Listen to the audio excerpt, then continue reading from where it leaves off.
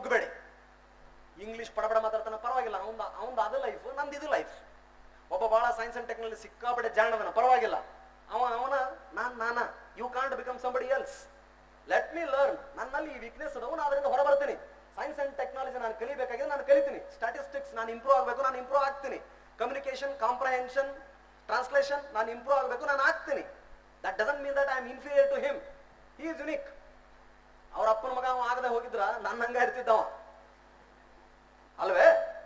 ನೀವು ಪಾಪ ಎಲ್ಲ ರೂರಲ್ ಬ್ಯಾಕ್ ಗ್ರೌಂಡ್ ಅದು ಇದೆಲ್ಲ ಸೇರಿ ಎಲ್ಲ ಮಾಡಿ ನೀವು ಕಾಯಿಪಲ್ಲೆ ನಿನ್ನ ತರಬೇಕು, ನೀವೇ ಬೆಳಿಬೇಕು, ತರಬೇಕು, ಕಟ್ ಮಾಡ್ಬೇಕು, ಮಸಾಲೆ ನೀವು ಊಟ ಮಾಡಿ ನೀವು ಮಾಡ್ಬೇಕು. ಅವ್ನು ರೆಡಿಮೇಡ್ ಬರಕತೈತಿ, ಪರವಾಗಿಲ್ಲ. He is also good, you are also good. Don't feel inferior to anyone. Inferiority and jealousy, these are the two banes of our country. ನಮ್ಮ ದೇಶದ ಬಹು ದೊಡ್ಡ ದೌರ್ಭಾಗ್ಯ, ಶಾಪ ಏನ್ ಗೊತ್ತಾ? ಒಂದು ಕೀಳೆರಿಮೆ, ಇನ್ನೊಂದು ಜಲಸಿ. ಒಬ್ಬನ್ ಕಂಡ್ರೆ ಒಬ್ರಿಗೆ ಹಂಗಲ್ಲ, ಒಬ್ಬನ್ ಕಂಡ್ರೆ ಒಬ್ರಿಗೆ ಹಂಗಲ್ಲ. ಅದ್ರಲ್ಲಿ ಇರಬೇಡ ದಯಮಾಡಿ. He is also okay, I am also okay.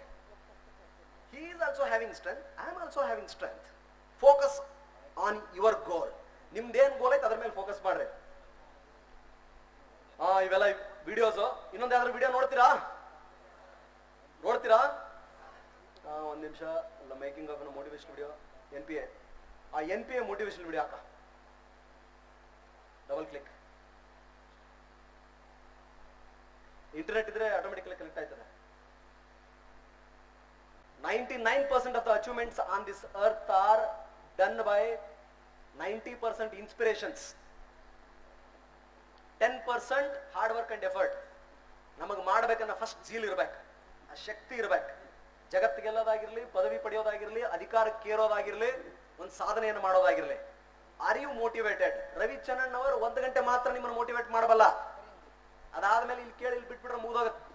ಅಥವಾ any whoever sitting on dais, we can't motivate you every day. You have to motivate yourself. And what should be the motivating factors? Your own reasons. ನಿಮ್ಮ ಕಾರಣಗಳು. ನಾನು ಯಾಕೆ IAS ಆಗ್ಬೇಕು, ನಾನು ಯಾಕೆ IPS ಆಗ್ಬೇಕು, ನನ್ನ ಹಿನ್ನೆಲೆ ಏನು, ನನ್ನ ಮುಂದಿನ ಗುರು ಉದ್ದೇಶಗಳೇನು, ನನ್ನ ಬದುಕು ಎಂತಹದ್ದು, ನನ್ನ ಸುತ್ತಲೂ ಎಂತ ವಾತಾವರಣ ಇದೆ, ನನ್ನ ನಾಡೆ ಹೇಗಿದೆ, ನನ್ನ ಜಿಲ್ಲೆ ಹೇಗಿದೆ, ನನ್ನ ದೇಶ ಹೇಗಿದೆ, ಏನನ್ನ ಕಂಡ್ರೆ ನನಗೆ ಸಹ್ಯ, ಏನನ್ನ ಕಂಡ್ರೆ ನನಗೆ ಅಸಹ್ಯ, ನಾನು ಏನನ್ನ ಇಷ್ಟಪಡ್ತೀನಿ, ಏನನ್ನ ಇಷ್ಟಪಡಲ್ಲ, ಯಾವ ಕಾರಣಕ್ಕಾಗಿ ನಾನು ಬರ್ಬೇಕು ಅನ್ನೋದನ್ನ ಇಟ್ಕೊಂಡ್ರಿ ಅಂದ್ರೆ ಆಟೋಮೆಟಿಕಲಿ ಅದು ಮೋಟಿವೇಟ್ ಆಗ್ತಾ ಇರುತ್ತೆ, ನಿಮ್ಮನ್ನು ಮೋಟಿವೇಟ್ ಮಾಡ್ತಾನೆ ಇರ್ತದೆ. I just can't sit silent when something is going wrong in front of me. ನನಗೆ ಕೋಪ ಹೆಚ್ಚಿಗೆ, ಯಾವನ್ನಾದ್ರೂ ಏನಾದ್ರು ಮಾಡ್ತಾನೆ ನಂಗೆ ತಡ್ಕೊಳಕ್ ಆಗಕ್ಕಿಲ್ಲ, ಬಂದೇ ಬಿಡ್ತೀನಿ ರೋಡ್ಗೆ. ಬೆಕ್ಕದ್ರೆ ಬರ್ತ್ ಬಿತ್ ಅನ್ನೋದೆ ಕೇಸ್ ಕಂಪಲ್ಸರಿ, ಒದೇ ಬೋನಸ್, ಬೆಕ್ಕದ್ರಲ್ಲಿ. ಅದು ನನ್ನ motivation. I can't sit silent. If something is going wrong and if I am capable of correcting it, I will not sit silently. ಅದು ಸರಿಯಾಗಿ ನಡೀತಾ ಇಲ್ಲ, ನಾನು ಹೋದ್ರೆ ಅದು ಸರಿ ಆಯ್ತದೆ, ನಾನು ಹೋಗೇ ಹೋಯ್ತೀನಿ. ಬೆಕ್ಕದ್ದಿರ್ಲ ನನ್ನ motivating factor. I can't sit silent when people are going in a wrong direction. ಯಾರೋ ಬಂದು ಏನೇನು ಹೇಳ್ತಿದ್ದಾರೆ, ಏನೋ ನಂಬ್ತಿದ್ದಾರೆ, no no no, I can't tolerate myself. ಆಂಗ್ಲ ಒಗೆ ಹೋಯ್ತೀನಿ, ಬಿಡಕ್ಕಿಲ್ಲ. ಸೊ ಹಾಗೆ ನಿಮಗೇನು ಭ್ರಷ್ಟಾಚಾರದ ಬಗ್ಗೆ ನಿಮಗೆ ಕೋಪ ಇದೆಯೇ? ಕಮ್ ಈ ಸೈಡೆ ಬನ್ನಿ. ಹೆಣ್ಣು ಮಕ್ಕಳ ಮೇಲೆ ಆಗ್ತಿರ್ತಕ್ಕಂಥ ದೌರ್ಜನ್ಯ, ಅತ್ಯಾಚಾರದ ಬಗ್ಗೆ ನಿಮ್ಗೆ ರಕ್ತ ಏನಾರ ಆಗ್ತಾ ಇದೆಯಾ? Please come, become IAS or IPS. ಸ್ವಚ್ಛತೆ, ಇನ್ಫ್ರಾಸ್ಟ್ರಕ್ಚರ್ ಡೆವಲಪ್ಮೆಂಟ್, ಬಡತನ, ನಿರುದ್ಯೋಗ, ಇನ್ನೊಂದು ಮತ್ತೊಂದು ಏನಾದ್ರೂ ನಿಮಗೆ ಕೋಪಗಳಿದೇವೆ, ಈ ಕಡೆ ಬನ್ನಿ. This the right platform for you. ಇದು ನಿಮ್ಗೆ ರೈಟ್ ಪ್ಲಾಟ್ಫಾರ್ಮ್. ಅವು ಮೋಟಿವೇಟಿಂಗ್ ಫ್ಯಾಕ್ಟರ್ ನಿಮ್ಗಾಗ್ಲಿ. ವಿಡಿಯೋಗಳು ದೇ ವಿಲ್ ಹೆಲ್ಪ್. ಯೂಟ್ಯೂಬ್ ಅಲ್ಲಿ ಎಲ್ಲ ಇದೆ on the fingertip. But don't see all those things which will spoil your time and energy. ಅದನ್ನೆಲ್ಲ ನೋಡಬೇಡಿ, ಬಹಳ ಇದಿರ್ತದೆ. ಪ್ಲೇ ಆಯ್ತದ ಗುರು? ಎರಡನೇದ motivational video NPA, double click. ಇದೊಂದು ಸ್ವಲ್ಪ ನೋಡ್ರಪ್ಪ, ಫಾರ್ ಅ ಚೇಂಜ್. 5 ಗಂಟೆ ಆಯ್ತು ಅದಕ್ಕೆ.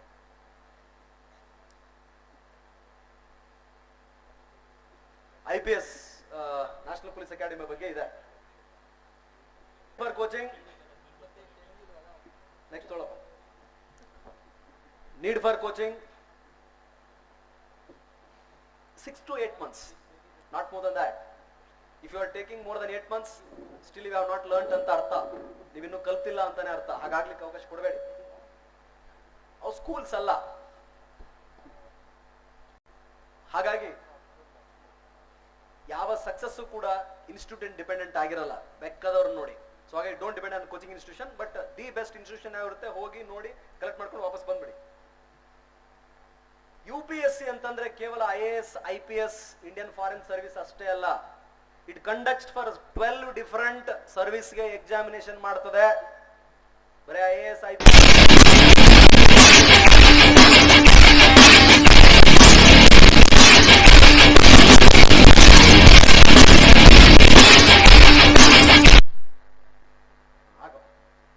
just small video every day will be like that.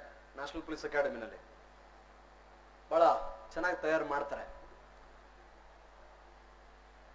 12 different ಸರ್ವಿಸ್ಗಳಿಗೆ UPSC ಪರೀಕ್ಷೆಯನ್ನ ಮಾಡುತ್ತೆ. IAS IPS Indian foreign service ಅಲ್ಲದೆ ಇಂಡಿಯನ್ ಫಾರೆಸ್ಟ್ ಸರ್ವಿಸ್ ಆಗಿರ್ಬೋದು, ಆಮೇಲೆ engineering service, geologist examination, special class railway, national defence academy, combined defence service, combined medical service, Indian economic service, section officer, central police forces, BSF, ಆಮೇಲೆ CRPF, ITBP ಎಲ್ಲಕ್ಕೂ ಕೂಡ ಪರೀಕ್ಷೆಯನ್ನ conduct ಮಾಡುತ್ತೆ. Why I am telling you, if you are preparing for UPSC 1 or 2 attempts, if you feel that ಆಮೇಲೆ ಈ ಪರೀಕ್ಷೆಗಳನ್ನು ಬರೆಯಲಿಕ್ಕೆ ನಿಮಗೆ eligibility ಇರ್ತದೆ. ಬಹಳಷ್ಟು ಜನರು ನಮಗೆ ಆ ವೆಬ್ಸೈಟ್ಗಳೇ ಗೊತ್ತಿರಲ್ಲ. So look into it. ಈ ಕಂಪ್ಲೀಟ್ ಪವರ್ ಪಾಯಿಂಟ್ ಅನ್ನು ನಾನು ಇಲ್ಲೇ ಬಿಟ್ಟು ಹೋಗಿರ್ತೀನಿ ಮತ್ತು ಅಪ್ಡೇಟ್ ಮಾಡ್ತೀನಿ. ಒಂದ್ಸಾರಿ ಈ ವೆಬ್ಸೈಟ್ಗಳನ್ನ ಚೆಕ್ ಮಾಡಿ, ಅದಕ್ಕೂ ಕೂಡ ಪರೀಕ್ಷೆಯನ್ನ ನೀವು ಬರೆಯಬಹುದು. ಬರೀ IAS IPS ಅಲ್ಲ. Next, these are the different services, important services UPSC ಅಲ್ಲಿ. Number of vacancy year wise ತೆಗೆದುಕೊಳ್ತಾರೆ.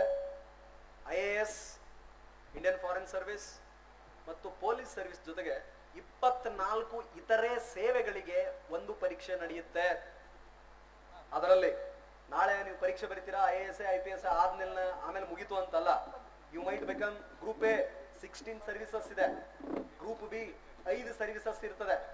Armed headquarter civil service ಇಂದ ಹಿಡಿದು ಪಾಂಡಿಚೇರಿ, ಅಂಡಮಾನ್ ನಿಕೋಬಾರು, ಆಮೇಲೆ Indian revenue service, central custom excise, ಆಮೇಲೆ Indian postal service, Indian railway personnel service, ಅವು ಎಲ್ಲವೂ ಇರ್ತದೆ. ಬರೀ IAS IPS ಅಲ್ಲ, based on your merit, vacancy, preference ಮತ್ತು ರಿಸರ್ವೇಶನ್ ಮೂಲಕ ಈ 24 ಸರ್ವಿಸ್ಗಳಿಗೆ UPSC ಮೂಲಕ ನಿಮ್ಮ ಅಲೋಕೇಶನ್ ಆಯ್ತದೆ, ಸರ್ವಿಸ್ ಅಲೋಕೇಶನ್ಸ್. ನೆಕ್ಸ್ಟ್, ಇದೆಲ್ಲ ನಿಮಗೆ ಗೊತ್ತಿರ್ಬೇಕಲ್ಲ, ಗೊತ್ತಿದೆಯಾ? Qualification, you should be nationality should be citizen of India, ಭಾರತೀಯನಾಗಿರ್ಬೇಕು. ಗ್ರಾಜುಯೇಷನ್ ಏಜ್ ಲಿಮಿಟ್ ಜನರಲ್ ಕ್ಯಾಟಗರಿಗೆ 21 to 33, OBC 32, 22 to 35, SC ST 21 to 37 year. ನಿಮ್ ಜೊತೆನೆ ನಾನು ಇನ್ನೂ 4 ಅಟೆಂಪ್ಟ್ ಬರಿಬಹುದು. ಬೇಡ, ಸಾಕ, ಒಂದ್ಸಲ ಬರೆದಿದ್ದ ರಗಡಾಗೈತಿ, ಇನ್ನು ಬರೆಯಂಗಿಲ್ಲ ವಾಪಸ್. So this is at number of attempts. General category 6 ಇರುತ್ತೆ, OBC ಮತ್ತು physically handicapped 9, SC ST unlimited.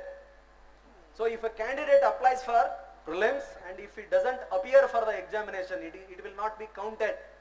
ಅದು ಕೌಂಟ್ ಆಗಲ್ಲ. If you attempt ಅಂದ್ರೆ ಅದು ಕೌಂಟ್ ಆಯ್ತದೆ. ನೆಕ್ಸ್ಟ್, ಸೆಲೆಕ್ಷನ್ ಆಫ್ ಪ್ರೊಸೆಸ್ 2, ಒಂದು ಪ್ರಿಲಿಮ್ಸ್, ಎರಡನೇದು ಮೇನ್ಸ್ ಪ್ಲಸ್ ಇಂಟರ್ವ್ಯೂ, 2 ಸೇರಿ ಆಯ್ತದೆ. ನೆಕ್ಸ್ಟ್,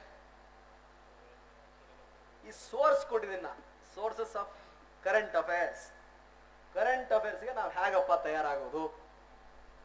ಒಂದು reputed magazine, normally the Hindu ಅದು ಆಕ್ಚುಲಿ ನ್ಯೂಸ್ ಪೇಪರ್ ಅಲ್ಲ, ಒಂಥರ ಮ್ಯಾಗಝಿನ್ ಇದ್ದಂಗೆ ಇರ್ತದೆ, ಎಲ್ಲ ಓದಕ್ಕಂತೂ ಆಗಲ್ಲ. ಸೊ ನ್ಯೂಸ್ ಪೇಪರ್ ರೀಡಿಂಗ್ ಅಂತ ಹಾಕಿ ಗೂಗಲ್ ಅಲ್ಲಿ UPSC ಪ್ರಿಪರೇಷನ್ ಅಂತ ಹೊಡೆದ್ರೆ 100 ಬರ್ತದೆ. Roman Saini explains it very well, ಅದನ್ನ ತುಂಬಾ ಚೆನ್ನಾಗಿ ಹೇಳ್ತಾರೆ ಅವರು, ಅದನ್ನ ಒಂದ್ಸಾರಿ ಕೇಳಿ. ಮ್ಯಾಗಝಿನ್ಸ್ ಯಾವ್ದಾವ್ದಪ್ಪ ರೆಫರ್ ಮಾಡ್ಬೇಕು ನಾವು? Frontline, Yojana, Kurukshetra, science reporter, world focus, civil service times. ಮ್ಯಾಗಝಿನ್ಗಳನ್ನ ರೆಫರ್ ಮಾಡುವುದಾದ್ರೆ ನಿಮ್ಮ ಸಬ್ಜೆಕ್ಟ್ಗಳಿಗೆ ಅನುಗುಣವಾಗಿ ಇವುಗಳನ್ನ ರೆಫರ್ ಮಾಡಬೇಕು. ಆಮೇಲೆ ಗೌರ್ಮೆಂಟ್ ವೆಬ್ಸೈಟ್ಸ್, ಎಲ್ಲಾ ಗೌರ್ಮೆಂಟ್ ಇಲಾಖೆಗಳು, different departments will have their own websites. ಆ ವೆಬ್ಸೈಟ್ಗಳನ್ನ ರೆಫರ್ ಮಾಡಿದ್ರೆ ಆ ಡಿಫರೆಂಟ್ ಇಲಾಖೆಗಳ ಯೋಜನೆ, ರೀಸೆಂಟ್ ಪಾಲಿಸಿ ಡಿಸಿಷನ್ಸ್ ಎಲ್ಲ ಅದರಲ್ಲಿ ಅವೈಲೇಬಲ್ ಇರ್ತದೆ. ಇಂಟರ್ನೆಟ್, ಡಬಲ್ ಎಡ್ಜ್ ಅದು ಒಂಥರ ಸ್ವಾರ್ಡು, ಸಿಕ್ಕಾಪಟ್ಟೆ ಫೇಕು ಏನೇನೋ ಇರ್ತದೆ. ಅಥೆಂಟಿಕ್ ಇನ್ಫಾರ್ಮೇಶನ್ ಅನ್ನ ಇಂಟರ್ನೆಟ್ ಇಂದ ಪಡಿಬಹುದು. ಇದು ಅಡ್ಮಿನಿಸ್ಟ್ರೇಟಿವ್ ರಿಫಾರ್ಮ್ ಕಮಿಷನ್ ಇಂದ ARC ರೆಕಮೆಂಡೇಶನ್ಸ್ ಏನಿರುತ್ತೆ ಅದನ್ನ ಸ್ವಲ್ಪ ನೋಡಿಕೊಳ್ಳುವುದು UPSC ಪರೀಕ್ಷಾರ್ಥಿಗಳಿಗೆ ಒಳ್ಳೆ ಸಲಹೆ. ಇದು preliminary examination. In fact I have brought question paper PDF ಇದೆ. ಕರೆಂಟ್ ಇವೆಂಟ್ಸ್ ಪ್ರಿಲಿಮ್ಸ್ಗೆ ರೆಡಿ ಆಗಬೇಕಾದ್ರೆ history of India, India and national movement, India and world geography, physical ಜಿಯೋಗ್ರಫಿಲಿ physical, social, economic geography of India and the world, polity, constitution, political system, Panchayat Raj system, public policy, rights and issues ಅದ್ರ ಬಗ್ಗೆ ಪಾಲಿಟಿಯಲ್ಲಿ cover ಆಗ್ತಕ್ಕಂಥದ್ದು. Economic and social development, ಅದರಲ್ಲಿ sustainable development, poverty, inclusion, demographics, social sector, other initiatives ಅದರಲ್ಲಿ ಕೇಳ್ತಾರೆ. General issues and environmental ecology, biodiversity and climate change, ಅದೇನು ಅದನ್ನ general ಆಗಿ ಓದ್ಕೋಬೇಕು. Next general science. Paper 2 CSAT, ಇದು ಕಾಂಪ್ರಹೆನ್ಷನ್ ಇರುತ್ತೆ. Basic numerology, data interpretation, logical reasoning, analytical ability, general mental ability, decision making, interpersonal skill. ಇದನ್ನ ನಾವು face ಮಾಡಿಲ್ಲ. I never read about it. I am not a competent authority to talk on it. ನನಗೆ ಅದ್ರ ಮಾತಾಡ್ಲಿಕ್ಕೆ background ಇಲ್ಲ, ಅದ್ರ ಬಗ್ಗೆ knowledge ಇಲ್ಲ. CSAT ನಾವು ಬರೆದವರಲ್ಲ. ನಮ್ಗೆ ಒಂದೇ ಪ್ರಿಲಿಮ್ಸ್ ಇತ್ತು, ಒಂದು ಜನರಲ್ ಪೇಪರ್, ಒಂದು ಆಪ್ಷನಲ್ ಸಬ್ಜೆಕ್ಟ್ ಇರ್ತಿತ್ತು. ಅದನ್ನು ಬರೆದವ್ರು ನಾವೆಲ್ಲ. Ours is the last batch in fact. So relevant ಯಾವ್ದು ಬೆಸ್ಟ್ ಕೋಚಿಂಗ್ ಇನ್ಸ್ಟಿಟ್ಯೂಷನ್ ಇರುತ್ತೆ ಅದರಲ್ಲಿ ಇದನ್ನ ನೋಡಿ ನೀವು ತಯಾರಾಗಬೇಕಾಯ್ತದೆ. ನೆಕ್ಸ್ಟ್, ಇದು ಏನೇನಪ್ಪ ರೆಫರೆನ್ಸ್ ಮಾಡಬೇಕು? ಕರೆಂಟ್ ಅಫೇರ್ಸ್ಗೆ Indian Express, Economic Times, Hindu. Indian ಹಿಸ್ಟ್ರಿಗೆ ಬಿಪಿನ್ ಚಂದ್ರ, ರಾಮಚಂದ್ರ ಗುಹಾ ಪುಸ್ತಕಗಳು. Constitution Laxmikanth, geography NCERT textbook, environment NCERT textbook. ಉಳಿದಿದ್ದೆಲ್ಲ mental ability RS Agarwal. English ಕಾಂಪ್ರಹೆನ್ಷನ್ಗೆ ನ್ಯೂಸ್ ಪೇಪರ್ ಓದುವುದರಿಂದ ಬರ್ತದೆ. ಇದೆಲ್ಲ ಟೋಟಲ್ ಮಾರ್ಕ್ಸ್, ಯಾವ್ದಾವ್ದು ಸಬ್ಜೆಕ್ಟ್ಗೆ ಎಷ್ಟೆಷ್ಟು ಮಾರ್ಕ್ಸ್ ಇರುತ್ತೆ ಅನ್ನೋದು. ಕ್ವಾಲಿಫೈಯಿಂಗ್ ಎಕ್ಸಾಮ್ ಒಂದು ಕನ್ನಡ, ನಮ್ದು ಕನ್ನಡ ಇರ್ತದೆ, ಇನ್ನೊಂದು ಇಂಗ್ಲಿಷ್ ಇರ್ತದೆ. ಬಹಳಷ್ಟು ಜನ ಈ ಕ್ವಾಲಿಫೈಯಿಂಗ್ ಎಕ್ಸಾಮ್ ನೆಗ್ಲೆಕ್ಟ್ ಮಾಡಿಬಿಡ್ತಾರೆ. ನನ್ನೊಬ್ಬ ಪ್ರೊಬೇಷನರ್ ಇದ್ರು, ಅವ್ರ ಪ್ರೊಬೇಷನರ್ ಎಲ್ಲಾ ಪರೀಕ್ಷೆಗಳನ್ನು ತುಂಬಾ ಚೆನ್ನಾಗಿ ಬರೆದು ಅವ್ರದೇನು ಲ್ಯಾಂಗ್ವೇಜ್ ಇತ್ತು ಆ ಲ್ಯಾಂಗ್ವೇಜ್ ಅಲ್ಲೇ ಫೇಲ್ ಆಗಿಬಿಟ್ಟಿದ್ರು. ಹಂಗಾಗೋದು ಬೇಡ. So you have to equally focus on qualifying languages. Next, GS paper 1 culture, history ಮತ್ತು ಜಿಯೋಗ್ರಫಿ ಮತ್ತು ಸೊಸೈಟಿ ಬಗ್ಗೆ ಇರ್ತದೆ. ಹಿಸ್ಟ್ರಿ, ವರ್ಲ್ಡ್ ಜಿಯೋಗ್ರಫಿ, ಕಲ್ಚರ್ ಮತ್ತು ಸೊಸೈಟಿ. ಎಷ್ಟು ಜನ ಪ್ರಿಲಿಮ್ಸ್ ಬರೆದಿದ್ದೀರಾ? ಓಕೆ. ಎಷ್ಟು ಜನ ಬರಿಬೇಕು ಅನ್ಕೊಂಡಿದ್ದೀರಾ?